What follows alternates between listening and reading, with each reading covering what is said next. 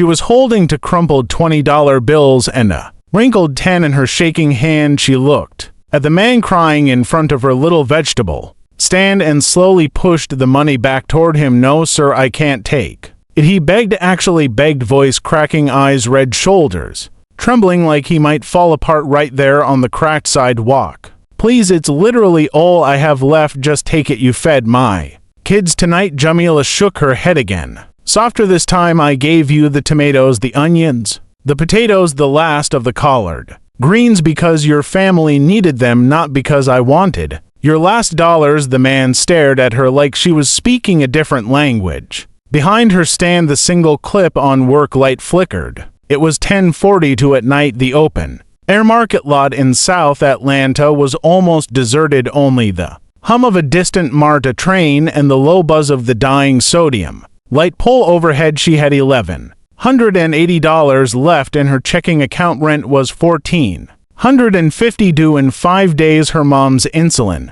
and heart meds ran $340 a month. She was already 2 months behind her younger brothers. School lunch debt and after-school program fees were overdue again, and still she pushed the money back. The man dropped his head. A tear hit the faded red tablecloth she used as a cover. Then he turned and walked away into the dark, clutching the small plastic bag of produce like it was everything. Jamila stood there a long time. Night wind moved through the empty stalls, carrying the smell of overripe peaches and car exhaust. She finally padlocked the cash box, pulled the tarp over the remaining tomatoes, and started the long walk home. She had no idea that 9 hours later her entire life would turn upside down.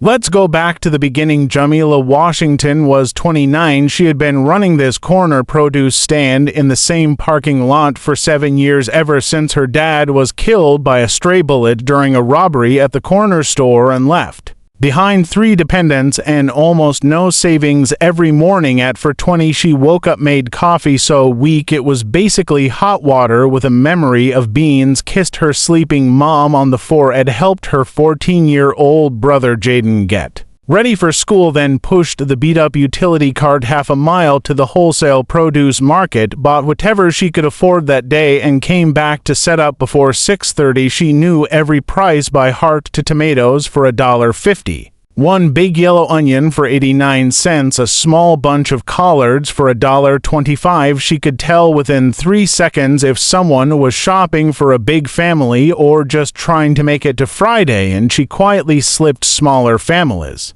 an extra sweet potato or 2 when she thought they wouldn't notice. People called her Jamila or Miss J, not because she was old. She was younger than most of the aunties who shopped there, but because she carried herself like someone who already understood how heavy life could get. She smiled easily, but her eyes looked tired even when she laughed. That tiredness had been growing heavier every month. Her mom's diabetes and heart condition were getting worse. Multiple medications, doctor visits, insulin. The hospital billing office had already sent to final notices. Jaden wanted to become a software engineer. He studied on a cracked second-hand phone under the kitchen light until 1 in the morning every night. His teachers said he was gifted, but gifted doesn't pay overdue school fees or buy a decent laptop. Jamila never complained. She just woke up earlier, stayed later, ate less so Jaden could have the bigger share of rice and greens. Some nights she sat on the one folding chair after everyone was asleep and stared at the wall. She didn't cry often. Crying felt like quitting, but sometimes a tear escaped anyway. Silent, quick, wiped away before it reached her chin. She kept one photo taped under the table where no customer could see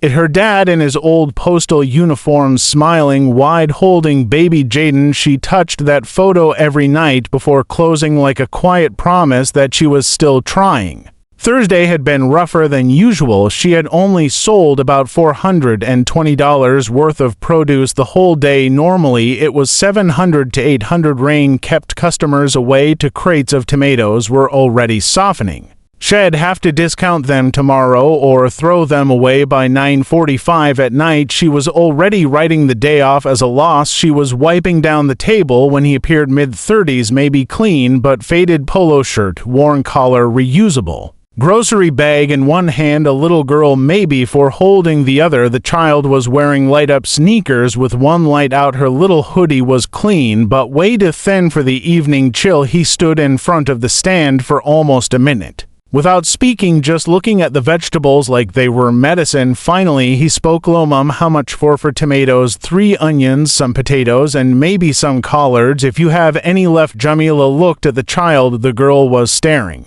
at the tomatoes like they were treasure. Jamila did the math in her head instantly. $7.80. She looked at the man's face, sunken cheeks, eyes that hadn't slept properly in days. She made the decision into seconds. $5. She said. He looked shocked. "That's not even close to right. It is today." She started filling the bag, added extra collards, threw into Galapagos, then almost without thinking she added one good sweet potato that wasn't on his list. When she handed him the bag, he reached into his pocket, pulled out a thin wallet. Inside were 3 bills, 2 20s and 1 10. He tried to give them to her. Jamila shook her head. "No, please, it's all we have for tonight." "That's exactly why I can't take it." His lip trembled. "I can't let them go to bed hungry." "You want," she said softly, "go home, cook, hug your daughter. Tomorrow's gonna be better." He stood frozen, then he broke shoulders, shaking quiet sobs. The little girl looked up confused, then hugged his leg. Jamila felt her own throat close. She looked away, busied herself straightening the sweet potatoes that didn't need straightening. Eventually, the man whispered, "God, don't forget people like you, Mom." Then he left carrying the small bag like it weighed 100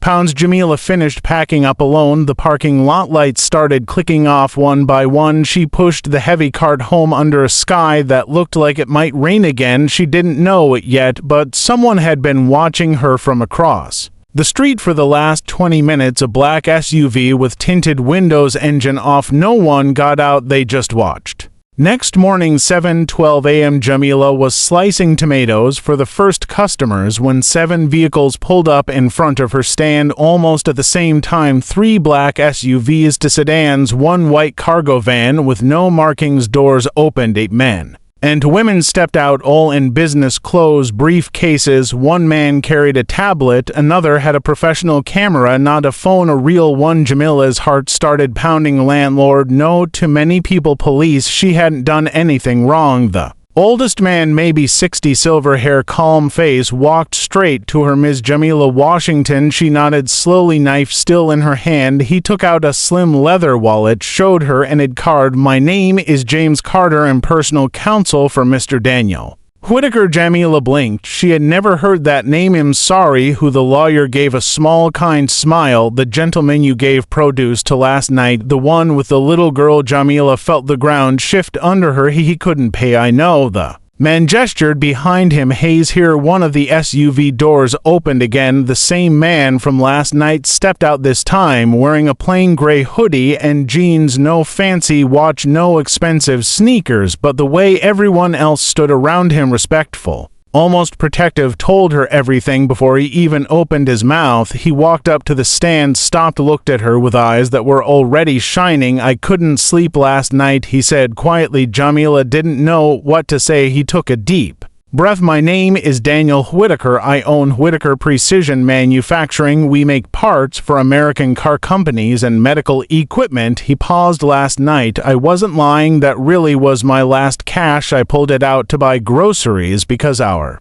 personal and business accounts are frozen right now." Jamila stared. "Frozen?" "IRS going back 8 years, a very complicated audit. They locked everything to weeks ago. Personal accounts, business accounts, even my wife's savings. We've been living day to day. Last night, I honestly didn't know how I was going to feed my daughter." He looked down at the pavement. "You didn't know any of that, and still you gave us food. You refused my last $50 like it was nothing because you saw we were desperate." Jamila felt heat rising in her cheeks. I just did what anybody would do." "No," Daniel said firmly, "not anybody, very few people." He looked around at the lawyers, then back at her. "I came here today because I owe you way more than thank you, but first, I want to ask you something." He reached into his pocket and pulled out a small white envelope. "This isn't payment, this isn't charity, this is the start of something I hope you'll say yes to." He handed it to her. Jamila opened it with shaking fingers.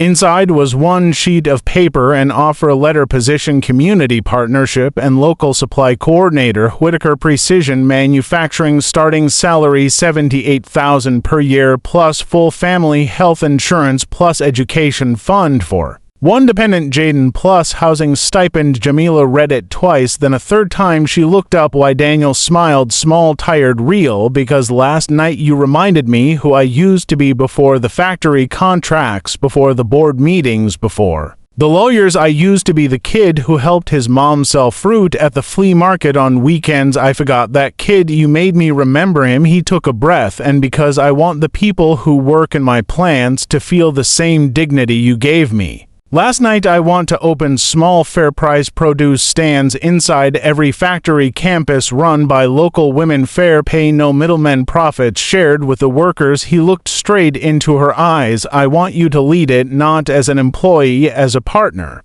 Jamila felt tears burning. I just sell vegetables. You do way more than that, Daniel said. You see people, you choose kindness when everything is screaming at you to choose survival. That's exactly what I need at the center of this. Behind them cameras clicked. Someone had already tipped off channel to Action News. Jamila looked down at the wrinkled tarp covering her tomatoes, at the old digital scale her dad bought 23 years ago, at the cracked folding chair she sat on every day. Then she looked at the small photo of her mom she kept taped under the table, the one place customers couldn't see. She thought about her mom's voice, weaker now, but always saying the same thing: baby, help somebody whenever you can, even when it hurts, especially when it hurts. Jamila wiped her eyes with the corner of her hoodie. She looked at Daniel. If I say yes, my mom's treatment already taken care of. Best endocrinologist and cardiologist in Atlanta. Full coverage starts tomorrow if you want. And Jaden's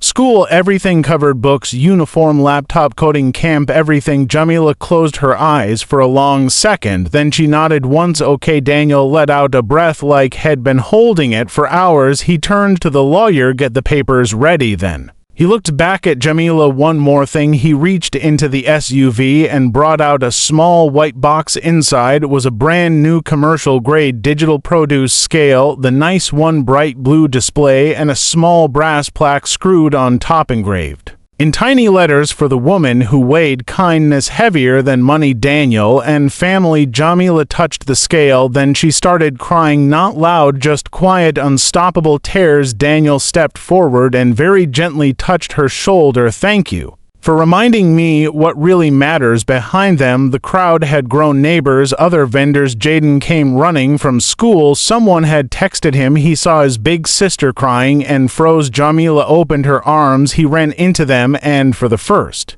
time in a very long time, Jamila felt something loosen inside her chest, like a knot that had been tied for years was finally coming undone. The next few days felt like a dream. News vans stayed parked across the street for 3 days straight. Reporters asked the same questions over and over. How did it feel to help a stranger who turned out to be a millionaire? Did you know who he was? Would you have done it differently if you knew? Jamila answered the same way every time. I didn't help him because he was rich. I helped him because he was hungry. The clip went viral. Local station posted it. Facebook picked it up. Twitter turned it into threads. TikTok made stitches. People crying in their cars. People sharing their own stories of giving when they had nothing. Within a week, hashtag started trending. Missed kindness last $50 at the producer. Jamila didn't have social media. She didn't even have time to look at her phone, but customers started showing up just to meet her. Some brought flowers, some brought cards, some tried to give her money. She refused every single time. I'm not here for that, she would say softly. I'm just here to sell tomatoes. But the tomatoes started selling faster than ever. People bought extra just to support her. She started giving even more away, extra bags for single mothers, for elderly folks, for kids who came after school with empty lunch boxes. Daniel kept his word. The very next Monday, a car arrived at her mom's house. A nurse and a social worker stepped out with paperwork and a schedule. Your mother's care is fully covered from today onward. Jamila sat on the couch holding her mom's hand while the nurse explained the new plan. Her mom looked at her with tears in her eyes. Baby, you didn't have to do all this. I didn't, Mama, Jamila whispered. Someone else did because I said no to $50.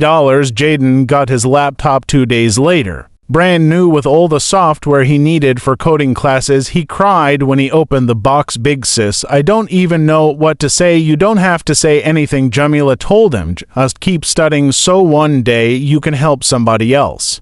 6 months later, the first Whitaker Community Fresh stand opened inside the main factory gate. It looked nothing like Jamila's old folding table, bright clean canopy, proper shelving, refrigeration for greens, digital signs that said fair prices. Every day Jamila wore a simple badge. Project director, she hired 12 women from nearby neighborhoods, all black women, all with stories like her, single moms, women who'd lost jobs during layoffs, women who'd been trying to get back on their feet. For years, every Friday, they gave away free produce bags to families who were struggling. No questions, just a smile and a bag. The numbers started coming in. In the first 3 months, they served over 1,400 families. 68% of the people who came for free bags told the staff they felt more hopeful about job interviews, more confident going to work, more able to keep their kids fed. Her mom was stable now, meds were covered, doctor visits were regular, fear was gone. Jaden started AP Computer Science and a Saturday coding boot camp. He came home one day grinning. "Sis, I got accepted into the STEM scholarship program, full ride if I keep my grades up." Jamila hugged him so tight he laughed. "Told you, baby, keep going." Every once in a while around 10:30 at night, Jamila still walked through the old market lot just to remember the cracked sidewalk, the flickering light, the smell of diesel and peaches. She never raised her prices at the newsstand. She never stopped slipping extra sweet potatoes to tired mamas because she knew now more than ever one small moment of refusing to take someone's last money can quietly change hundreds of lives. Daniel visited once a month. They would sit on folding chairs outside the fresh stand, drink bad coffee from styrofoam cups and talk. He told her about his daughter who was now in kindergarten again. She told him about Jaden, who was now teaching the younger kids in the after-school program how to code. One night Daniel looked at her and said, "You know, if you had taken that $50, none of this would have happened." Jamila smiled small. "And if you hadn't come back the next day, none of it would have happened either." They sat in silence for a while, listening to the crickets and the distant traffic. Finally Daniel spoke. "You changed more than my week, Jamila. You changed how I want to run my company." Jamila looked at the stars. "And you changed how I believe kindness comes back." The stand stayed open late on Fridays. Families came after work. Kids ran around playing tag. Aunties sat on benches talking about old times. Sometimes Jamila would catch herself watching them all smiling. She thought about her dad, about the nights he came home late from the post office, tired but still singing old gospel songs. She thought about her mom who used to say, "The world don't owe you nothing, baby, but you owe the world your best anyway." And she thought about that man who stood crying in front of her stand with nothing but $50 and a hungry child. She never asked for anything in return, but she got everything. Not just money, not just security. She got to see what happens when one person decides to be kind anyway, when the whole world is telling you to protect yourself first and you choose to open your hand anyway. Kindness doesn't have to be loud. It doesn't always end up on the news, but sometimes, just sometimes, it pulls up to your little stand the next morning in an SUV carrying a future you never saw coming. If this story hit something deep inside, you share it with someone who needs to believe that real decency still wins sometimes, like the video. If you think small kindnesses matter, subscribe if you want more true feeling stories that remind you as who we can choose to be. And tell me in the comments, have you or someone you love ever given something away when you had almost nothing left? I read every single comment and I promise your story matters. To see you in the next one.